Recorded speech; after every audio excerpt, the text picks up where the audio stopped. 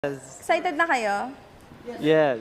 To start things off, my first question, sa EP na to, nag-release kayo ng samplers like a few weeks ago, before the Holy Week, and nakita namin yung song credits. Marami kayong nakatrabaho na artists, na producers. What made you choose to work with these artists, and paano yung naging process nyo working with them? To be honest, I feel like hindi natin pinili yung producer, but the songs. Kasi pinaka-importante din sa SB19 is kung paano namin ikukwento yung storya namin through our songs. So, siguro yung music talaga yung nag-speak sa amin.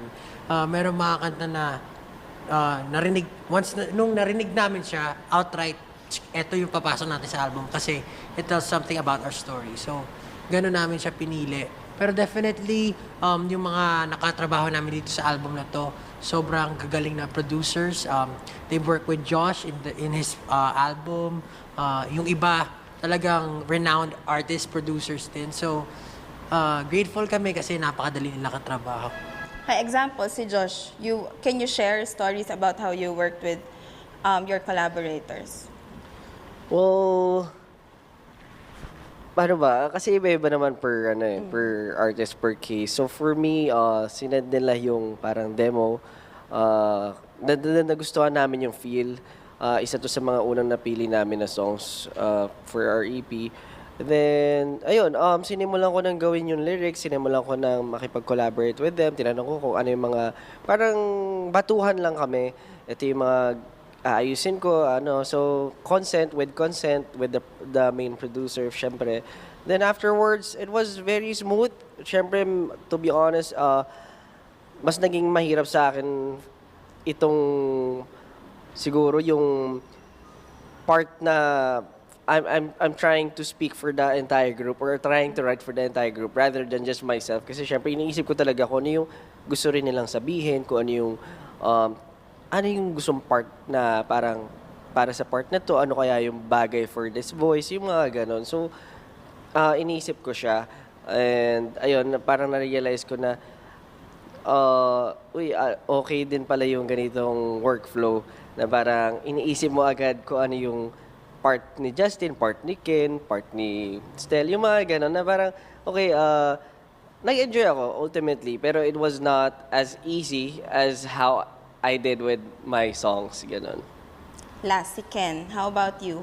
Can you talk about the process that you had? Usually kasi, pag nasa studio ako, kasama yung friend ko na producer din, usually nagtitrip-trip lang kami ng gumawa ng beat. And, yun. Ayun, nagawa na siya. Yeah, basta. Pero, yun nga, supposedly kasi, kasama, i-release ko sana siya. So, the song was pretty much done. And especially melody, lahat. And then, after nung ma-select nila yung kanta, at that time, ano lang siya, hindi pa recorded kasi yung vocals, wala pang recording ng vocals ng time na yun. So, yung ano lang doon, pang solo kasi talaga siya pang solo siya. So, binago namin yung may mga nabago talaga doon kasi kailangan mag-fit din talaga sa group. So, yun. Dun sa 6 songs, alin dun yung pinaka-excited kayo na marinig ng 18? Parang iba-iba eh. Ako, siguro, Personally, I love all of the songs. Kasi iba-iba nga siya ng genre eh. If you're a certain lover of this certain genre, talaga ma-enjoy mo. Pero ano ba, ako kasi ngayon pinapakinggan ko siya sa kotse ko habang nagda-drive. Na-enjoy ko talaga lahat eh. I-recommend ko talaga siya na kahit kanino eh. Meron ba kayong inuulit sa ang hirap kasi parang different flavors siya, different scenarios, and for different types of listeners siya eh. So parang okay lang na sa amin, yun nga eh, gusto namin kung hindi mo man trip tong isang genre na to or hindi para sa iyo to, kung ayaw mo maingay, ayaw mo ng tahimik or meron pa rin para sa iyo, may hip-hop doon, may rock, merong ballad, meron. So, for us, ako hirap din ako kasi parang everyday nag-change yung gusto kong pinakikinggan sa EP namin. Siguro kung mag-workout ka, pakinggan mo yung Aton Ball, yung Dongka, yan, workout. Kasi syempre, workout body na tayo, boy. Or, tapos kung anong gusto mo na mag-senti, tapos alam mo na yun, after work, tapos madilim na, tahimik na, pakinggan niyo yung time, pakinggan niyo yung quit. Hindi kayo magsisisi. Ano pa isang kanta? Tapos yung isa, kung gusto mo lang ng feel-good vibe na parang na-enjoy mo lahat ng bagay sa paligid mo or gusto mo travel, Shooting for the Stars. Napakaganda pakinggan. So, yun. Okay. Para kay Stel, ano yung song na pinaka-excited kang i-perform? I-perform. Ang hirap. Ang hirap eh. Kasi, syempre, for me lang hindi sa inyo, for me lang. Hindi kasi pag bagong song, syempre excited ka talaga i-perform. Syempre pagka bagong song na i-perform sa concert, syempre papakitang gilas ka pa dyan. Gagalingan mo talaga. Pero kung tatanungin mo ako kung ano yung pinaka-excited ako i-perform, siguro sabihin ko na lang pwedeng dalawa, yung vocally and with dance. Sige. Siguro pag with dance, excited ako sa Dungka. I-perform yung Dungka. Pero when it comes to kanta-kanta, parang excited ako sa time. Yung dalawa. Binigyan na kayo ng dalawang option. Okay. Yun lang. Speaking of time, one of the things that we've noticed it's like you guys are opening yourselves up to be vulnerable to your audience, not just to your audience, but to the world, because you're artists and your songs reflect yourselves. So nag-start kayo sa Ilaw, and then nag-share kayo ng mga bagay-bagay sa docu, and then now we have Time, and we have Quit, and then yung podcast nyo. Meron ba kayong regrets right now? Regrets.